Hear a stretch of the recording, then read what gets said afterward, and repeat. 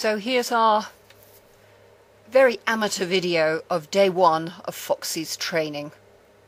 I've gone into the stable and I'm just about to make contact with her by offering my hand. She's not too keen about that, it's moving away. Remember, I have looked at this pony, I've assessed this pony, so I'm going into the space with her even though she's quite big, because I can see she's not a kicker and she's done the odd little nip towards me, but no serious biting or striking. So I've not got full safety gear on. If you're at all worried, remember to wear a safety hat, and just think about your safety in a small space with a big animal. So, having decided that she doesn't want to be touched, I thought I would start to move her feet around. When you move a horse's feet, you're really beginning to direct energy. It's a bit difficult to describe because I'm not driving her around, I'm actually asking her to move her feet in a very, very specific way.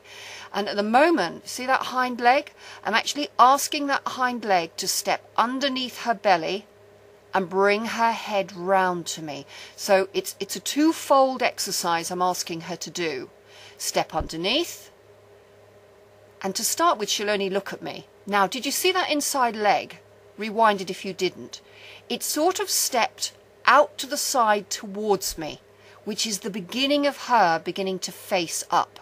I like all my horses, ponies and donkeys one day I'm sure, to actually turn and face me when I go in to work with them. I don't like the back end of horses. They can actually kill you. Whereas a front end, yeah, it can bite and it can strike, but it's not as dangerous as the back end. So I don't like having the back end of horses pointing at me. So I really get them to learn that facing is a pretty good place to be. Now, we've got a little problem with this pony because she's got so much hair. I can't wait to get that hair out of her eyes. She's got so much hair that she has to sort of look at me underneath it. So she has to sort of squint a bit. And I think that once we've got that forelock tied up and out the way, we'll get an awful lot more done. So all I'm doing is, you see I'm putting energy towards the back end and encouraging, it's like I'm sending the back end away and I'm drawing the front end towards me. Now this is almost real time, this video. The only bits I've cut out are the real dwell time, where we seem to be standing for hours and you would think the video had got stuck. But you need to give them an awful lot of thinking time when you're doing this work. And that is you thinking as well, stopping, breathing, relaxing. So at this point I decided I wanted to get a hand on her. I was just moving her around and not getting anywhere. So I got a hand on a stick. You can make this out of any old bits. Notice I do not spend money on my horse training. I put money into knowledge. I get a long stick, old glove, stuff it full of hay or something safe like that and tape it onto a stick. And I find that this really helps the pony horse get used to what basically looks like a claw. And I'm offering it. I'm showing what a stroke looks like. Now she isn't sure about that, but I leave it there.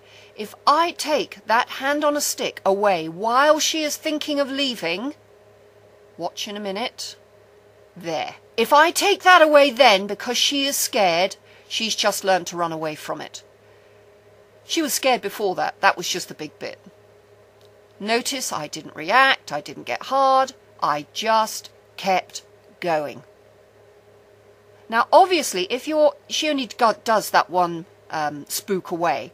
If you've got a pony or horse that is really frightened of it, you wouldn't be so as invasive as I'm being here. I'm really pushing the boundaries here because I can see she is open to negotiation. If you go in there with that hand on the stick and your horse is patently terrified, then you're going way, way too fast.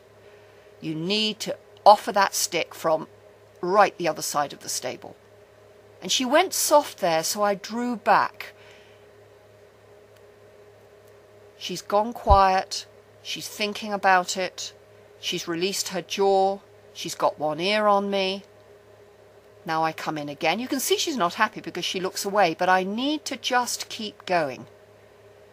And the reason I use a hand on a stick is that if she does move away, as she did before, slowly or quickly, I can leave the hand on a stick there. If it's my arm, I have to get out of the way to prevent myself from being hurt. But the hand on a stick can just stay there. And when we come to the foot handling later on, you'll see how really important it is. So she's offering first one side, then the other side. She's a very unusual pony in that she seems pretty even on both sides. She gives me one side and then she's happy to give me the other side. That's actually quite unusual. You'll find they favour one side more than the other. But that's okay. You just work on the side they offer you, and if it's the side you're not used to being, then you have to sort of turn everything on its head. Very good for you thinking about being ambidextrous. There, see her ear on me? She's aware of what's going on. If they start to really look away or drop their head in a corner as if they've shut down, you need to think.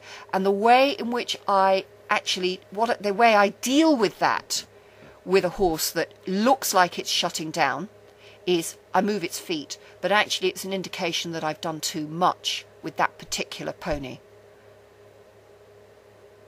So I wait until she's fairly quiet with that glove on a stick. Fairly accepting. You can see she's not 100%, but she looks at me and I walk away. Now I'm going in with my hand and I use exactly the same motion with my hand that I used with the stick.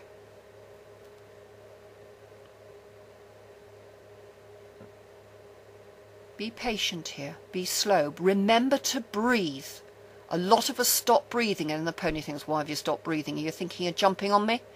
So breathe. Sing. Talk if you like. Talk to the pony. Look, it's a good, firm stroke. Don't go tickling and annoying them. Yeah, you've got a pony that likes, you've got a scratchy place, go to that place and scratch that. Give it a nice, good rub.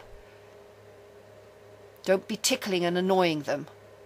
If she moves away, I'm just going to stay with her. Now, there is a little nip in this pony. I don't know whether I edited it out or it's still in there. If you've got a pony or a horse that does nip you at this stage, and they're only doing it, there you are, she put her mouth up to nip my hand, try and stay with them. But if you think it's going to hurt, you need to wear good padded clothing. This jacket's got padded elbows, so that's why I put the elbow up. If she bites me, I don't need to go anywhere. And I drew away because she's going soft. Give her time to have a think about it. And that's the end of today's session.